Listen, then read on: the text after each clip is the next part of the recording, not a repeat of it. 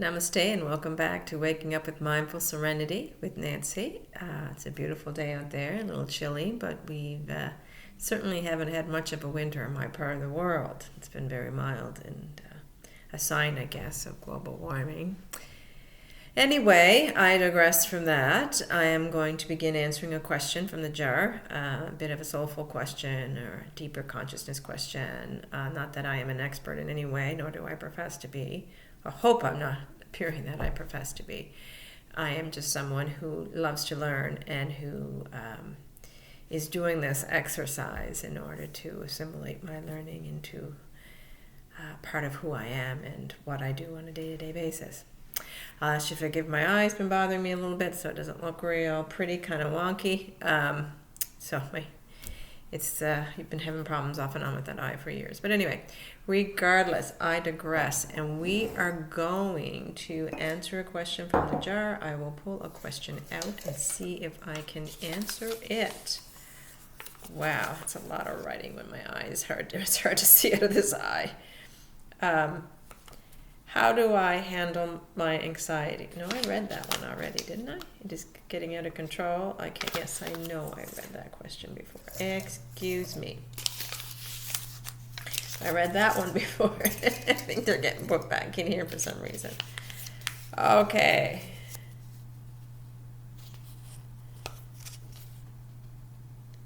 I can't even make this out. Get to the point that I have... I'm sorry, I can't. That's just the eyes, I think, more than anything. But we'll see what this one says.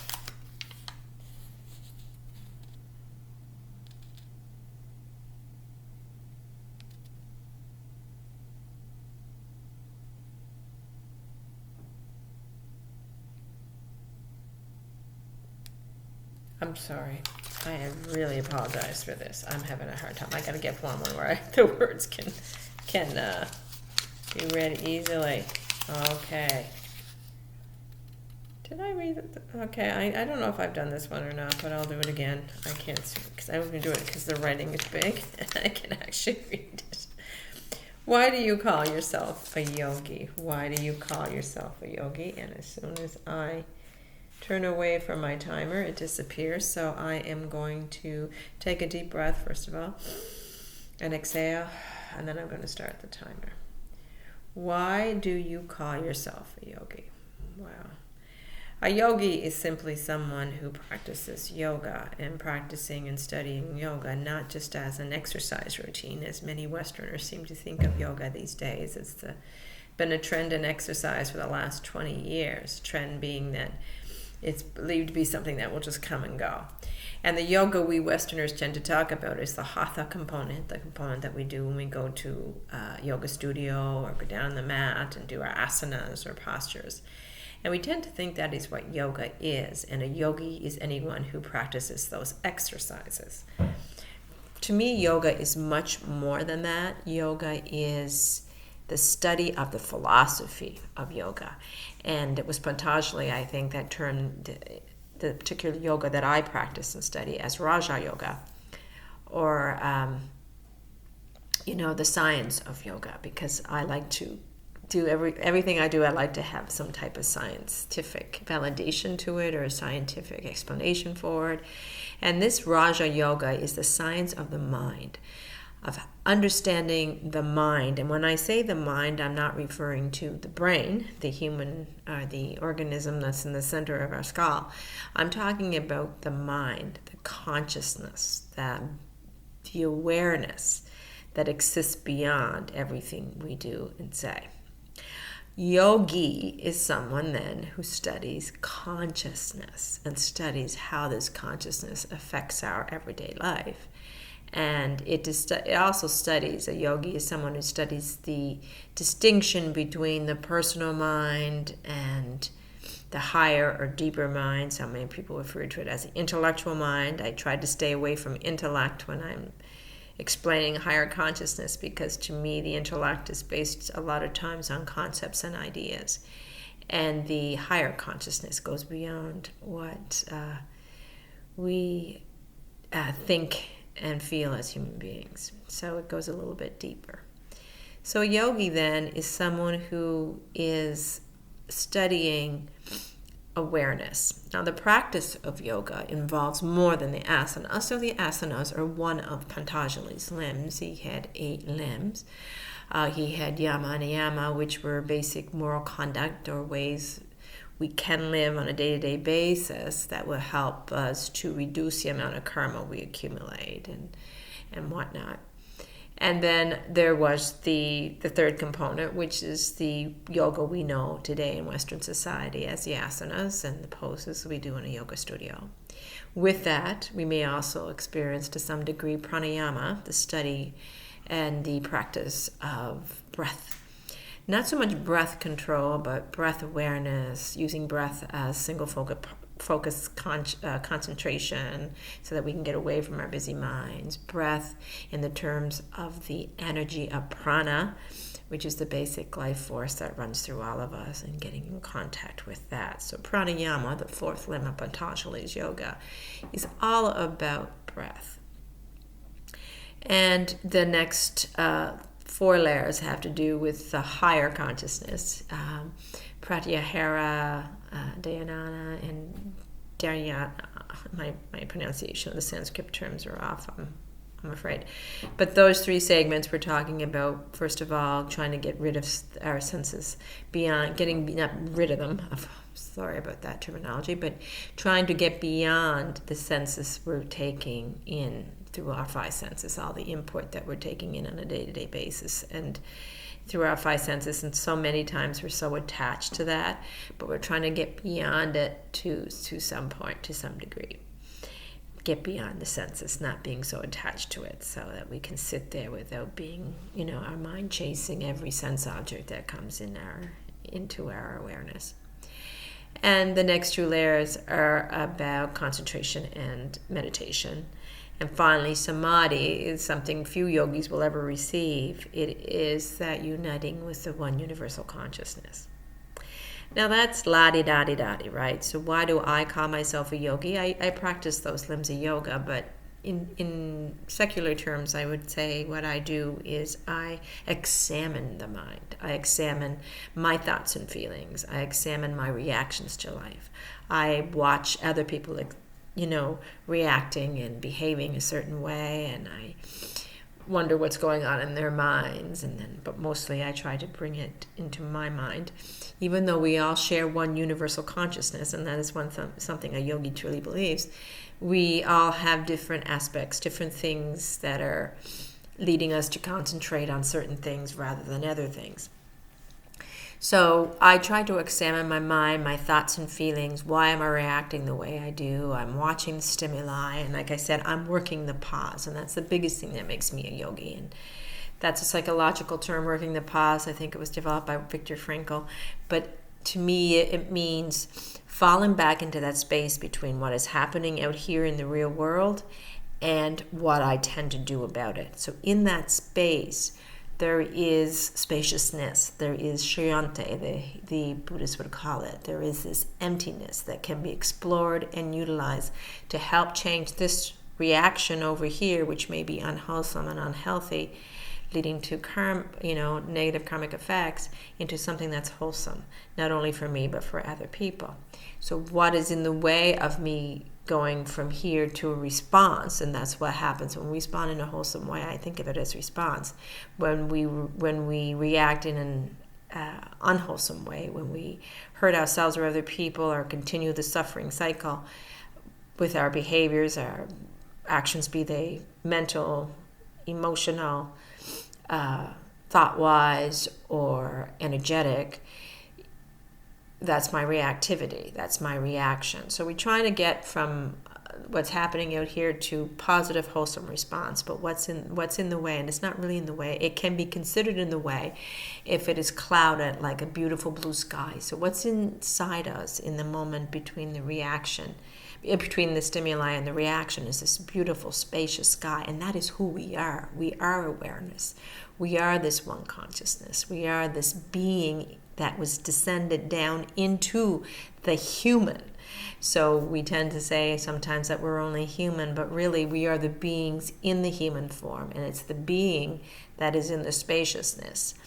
So when we work the pause and when we consider ourselves yogis, we're trying to explore that spaciousness and operate from there. In order to do that, a lot of times we have to see beyond the cloud cover, understand the cloud cover of samskaras, as they're called in yoga terms, those things that we've stuffed over the years, our experiences that we stuffed and stored because they were either too painful or because we wanted to be able to repeat them again, because basically we're not okay inside and we're looking to the outside world either by grabbing things from it or pushing things away from it in order to feel okay in here. So we've stuffed and stored all these samskaras. So a true yogi is aware of these samskaras. A true yogi is aware of how this cloud cover, the samskara layer, is in the way of something maybe that's not completely understood, but you have a sense that it's there. The higher awareness, the Shakti flow, the Satchidananda, which is eternal consciousness bliss, the conditions for happiness, as Thich Nhat Hanh would already say, that are always there within us because they're not outside, they're inside. So a yogi realizes that there's something underneath the samskara layer and realizes that the samskaras have got to go. All the stored, stuffed, emotionally charged impressions that we've left inside, or like knots inside us, have to be untangled and released. Because our consciousness has a tendency, because of habit, to look down and get lost in these tangles and knots. So most of us are getting lost in our tangles and knots, our own little me experiences, our dramas, our problems and whatnot, and can only see that even though our senses and our consciousness are aware of everything that's going on. We tend to focus down on these tiny little problematic me's with all their dramas at the exclusion of everything else. And so we're pulled down into this samskara formation, pulled away into what the external world is giving us, which usually triggers what's in here. So this is coming up while this is coming at us. So we're forced to deal with what's coming from the outside and what's coming up here at the same time. And when we're non-yogis, when we're not practicing, when we're not aware how that is a very unhealthy way of behaving, and it's not something we have to do, it's just habit, psyches, habit formations. When we push it back down, right, we stuff it back down, we put all of our energy keeping all this stuff down and all this unpleasant stuff away, that's going to trigger this, and that takes all our energy. We are non-yogis when we do that, and not only are we non-yogis, we're not happy, we're not living fulfilling lives, we are missing out. So when we realize this doesn't work, this just keeps our suffering going, and we make a commitment, say, okay, I know there's a lot of stuff in here hiding who I truly am, hiding that beautiful Satchidananda that's in there, preventing it from, me experiencing it. Then we decide, I want all of it out. I want to release all of this stuff. We devote our lives to cleaning out our insides, knowing that despite what's going on in the world, we can't truly help out there until we are clean and pure in here. And that cleaning and purification process in here will help make us better human beings in the long run, so we can do more good in the external world while we're here. We're always consciously aware that we are not just the human, only human. That's why I can excuse my, justification of all my problems. Oh, I feel this way because you don't understand this happened, We get rid of all that nonsense. And we simply say, I want to be free of all this in here so I can feel the flow of Satchidananda, the Shakti flow, as it's called in yoga, the beautiful flow of energy in life. And when I recognize that flow, with every little bit of releasing, every time I allow something to come up, allow life to be exactly what it is, not judge it, not determine that it's wrong, bad, shouldn't be.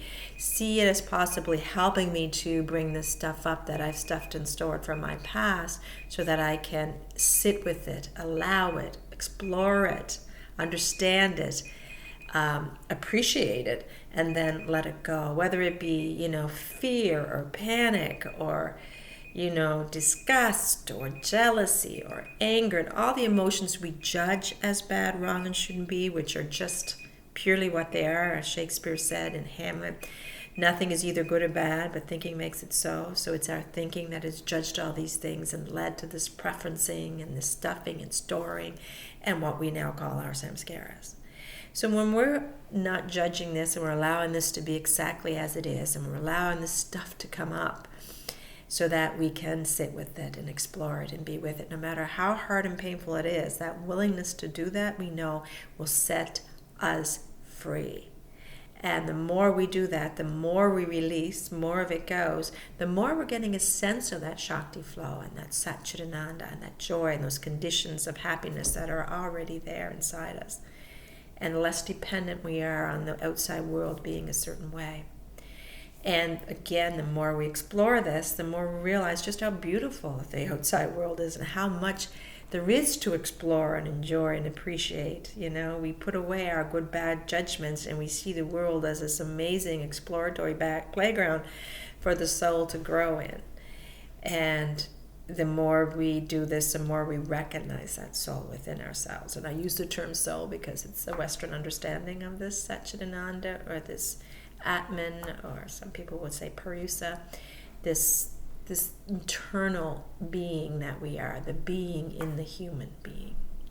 And from there, we can just witness the human doing the human things, things affecting the human, the weather, the circumstances, other people affecting this human form that I am, and I'm witnessing it. I'm not all tangled up in it. My wonderful consciousness, which is way up here, is not pulled down and narrowed into my samskaras, into these reaction tendencies that I have because of the blocked and stored stuff I have. I am, basking in the joy of simply being alive when I'm able to do that. And that's what a yogi seeks to do, and that's what a yogi practices. They do practice the asanas on the mat and the pranayama, sure, and they practice meditation, but the true thing a yogi practices is releasing these samskaras, releasing the stored stuff, so the natural flow of life can pour through me unimpeded by all my garbage that I, the human part of me, little me, put in there. And I can experience the being through it all, through the eyes of the being. And it just becomes an amazing playground, amazing place to be. And life becomes this miraculous experience that you can't help but enjoy, because we learn that the joy that we want to feel from life is not dependent on anything out there. It's who we really are. So when you ask me why I call myself a yogi, I have devoted myself to that practice. I'm one of those weird individuals who truly likes to understand how my mind works, and I'm constantly questioning and studying anything I can related to this concepts of consciousness. And I'm embracing all of it, and I am getting to the point where as much and as I've got so much stored stuff, and I'm realizing there's so much stored stuff in here, and I realize how much it's damaged my perception of the world and how it interfered with my ability to live fully. So now it's like, okay, I want it out of there. I want it out. I just want it out. And my practice begins with understanding what's in here, understanding how I react and respond, and understanding that I can get it out, and I'm willing to sit with the pain and sit with, because what's stored in pain comes up in pain, sit with it and explore it, and I'm welcoming it, and I'm not enjoying it 100%, don't get me wrong, but I know that there's something deeper in me underneath all this that's really going to shine once I get this top layer of samskaras out of the way. So that, my dear friends, is why I call myself a yogi. Thank you so much for joining me. And look, I went over time again. I've got to work on that. Thank you. Have a wonderful day. Namaste.